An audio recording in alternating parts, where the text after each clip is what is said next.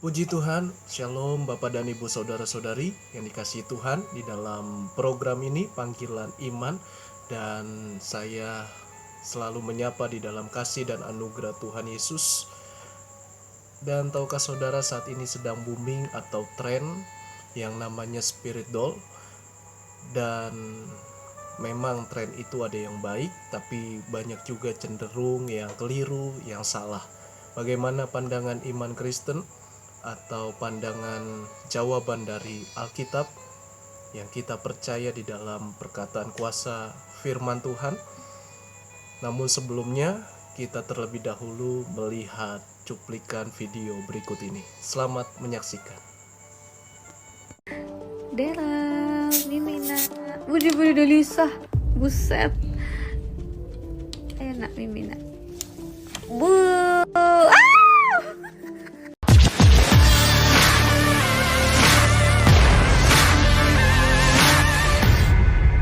Belakangan ini heboh beberapa artis merawat spirit doll atau boneka arwah. Ivan Gunawan adalah salah satu publik figur yang merawat boneka arwah. Ia bahkan menganggap boneka-boneka tersebut seolah bayi manusia. Nampaknya boneka arwah ini sedang menjadi tren di kalangan publik figur. Namun siapa sangka jika boneka arwah dapat membahayakan diri sendiri. Bukan hanya diri sendiri namun juga membahayakan orang-orang terdekat Anda. Hal tersebut diungkapkan sosok ini di media sosial yang kemudian membuat banyak orang bergidik ngeri. Akun @amai membongkar bahayanya merawat boneka arwah ini. Memang awalnya terlihat menggemaskan dan lucu namun berakhir dengan membahayakan nyawa satu keluarga. Sepertinya manusia ini belum cukup ya disajikan kisah semacam Annabelle yang sudah jelas diangkat dari kisah nyata sebagai pembelajaran, tulisnya. Menurutnya, boneka arwah tersebut lebih berbahaya ketimbang jin yang bisa berubah bentuk menjadi pocong atau kuntilanak. Iya, itu ketika boneka yang diisi oleh iblis langsung bukan lagi jin yang cuma bisa berubah bentuk jadi pocong atau kuntilanak, tuturnya. Ia membeberkan pada awal memiliki boneka tersebut memang hanya meminta hal-hal yang sederhana. Namun ketika energinya semakin kuat bahayanya enggak nanggung-nanggung lagi. Mungkin pada awalnya hanya meminta hal yang sederhana, tapi ketika mereka sudah kuat jangan tanya lagi, ucapnya. Awalnya seperti yang ada sebelumnya, mungkin boneka tersebut hanya meminta minuman biasa, tetapi lambat laun bisa menjadi meminta minum darah sampai akhirnya nyawa pemilik atau keluarga jadi taruhannya. Tak sampai di situ saja, tentu boneka arwah bakal mempengaruhi kepada perasaan di dalam diri. Bahkan boneka arwah dapat meninggalkan bekas seperti cakaran, memar lebam, atau gigitan seperti menjadi korban santet. Buruan dah. Udah sabar. Dera, Mimina, Budi Delisa, buset, enak Mimina,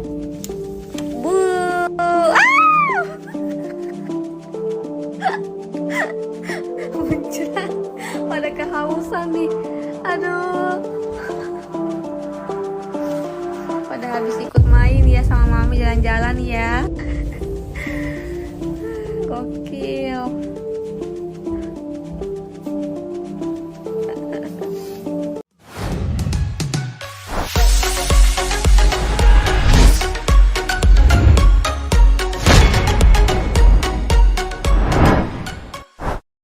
Wow, sangat mengerikan sekali di mana kita sudah menyaksikan video mengenai spirit doll dan orang yang berhubungan, yang mendatangkan, yang mempercayai spirit atau roh kegelapan atau yang disebut dengan iblis atau juga setan.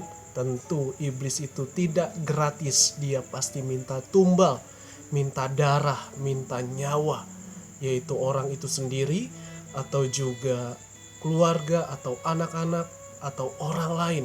Yang penting harus ada tumbal. Jadi hati-hati, saya tidak bicara siapa orang itu atau kalangan apa orang itu, tapi di dalam Kristus selalu ada jawaban sesuai dengan Alkitab, sesuai dengan kebenaran firman Tuhan.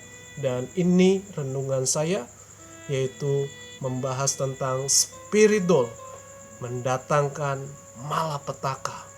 Kalahkan dengan iman pada Tuhan Yesus dan dengan firman-Nya. Sebelum kita membaca dan mendengarkan renungan, terlebih dahulu kita berdoa. Haleluya. Bapa yang baik, terima kasih kami datang kepadamu. Roh Kudus, berikan pengertian pewahyuan. Biarlah apa yang dijelaskan, diterangkan lewat hamba-Mu itu berasal dari Tuhan. Tuntun kami ya Roh Kudus, di tengah dunia yang gelap ini, di tengah dunia yang di mana iblis bisa berkuasa, bisa mempengaruhi manusia. Biarlah terang Kristus ada bagi kami. Dan yang sudah mempercayai, yang terikat dengan kuasa kegelapan saat ini dibebaskan oleh kuasa darah Yesus. Dalam nama Yesus, kami terima keselamatan dari Tuhan. Haleluya, amin. Buka Alkitab kita dalam kitab Imamat pasal yang ke-19 ayat 30 dan 31. Kamu harus memelihara hari-hari sabatku dan menghormati tempat kudusku. Akulah Tuhan. Janganlah kamu berpaling kepada arwah atau kepada roh-roh peramal. Janganlah kamu mencari mereka, dan dengan demikian menjadi najis karena mereka. Akulah Tuhan Allahmu. Jadi di sini Tuhan atau Allah yang begitu besar mengingatkan kepada pemimpin umat Israel atau nabi, yaitu Nabi Musa, untuk memperingatkan kepada umat Tuhan, umat Israel, sekalipun mereka keras hati, keras kepala, tapi Tuhan tetap mengasihi mereka supaya mereka tidak keliru, tidak bertanya kepada arwah atau tidak menyembah berhala dan dewa tuangan. Dan juga di ayat 26, janganlah kamu makan sesuatu yang darahnya masih ada, janganlah kamu melakukan telaah atau ramalan. Jadi yang baik belum tentu berkenan di hadapan Tuhan, tetapi yang berkenan pasti diberitahu oleh Tuhan lewat pemimpin atau nabinya, yaitu Musa. Dan untuk menghormati hari Sabat, tempat kudusnya Tuhan, Tuhan berkata di ayat 31, janganlah kamu berpaling kepada arwah atau kepada roh-roh peramal. Zaman dulu disebutnya dukun, atau iblis itu mengikuti tren zaman supaya manusia bisa menjadi yaitu korbannya. Jadi ada tren yang baik, ada tren juga yang keliru, yang tersesat. Namun bagaimana jawaban di dalam kekristenan, di dalam Alkitab, bahwa spirit atau yang kita kenal saat ini spiritual, tentu kita tidak mau ikuti dan kita juga tidak mau dipengaruhi. Sebab iblis itu pada awalnya adalah malaikat terang. Dan di Alkitab dikatakan pemimpinnya yaitu putra fajar atau bintang timur, putra fajar, atau yang disebut dengan Lucifer. Dan dia tentu punya golongan atau punya yang namanya pengikut. Dan Lucifer ini ingin disembah seperti Tuhan. Dan pada akhirnya Tuhan menjatuhkan Lucifer dan 1/3 pengikutnya sampai ke dunia orang mati, atau di bumi ini, di alam semesta ini dia berkuasa. Namun iblis tidak maha kuasa, sebab yang sudah menang dialah raja segala raja, namanya Tuhan Yesus Kristus. Alkitab mencatat di dalam kitab Efesus 6 ayat 12, karena perjuangan kita bukanlah melawan darah dan daging, tetapi melawan pemerintah-pemerintah, melawan penguasa-penguasa, melawan penghulu-penghulu dunia yang gelap ini, melawan roh-roh jahat di udara.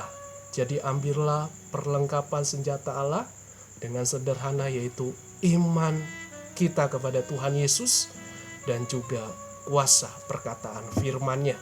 Sebab tujuan iblis dalam kitab Yohanes 10 ayat 10 dikatakan, iblis datang hanya untuk mencuri, membunuh, dan membinasakan.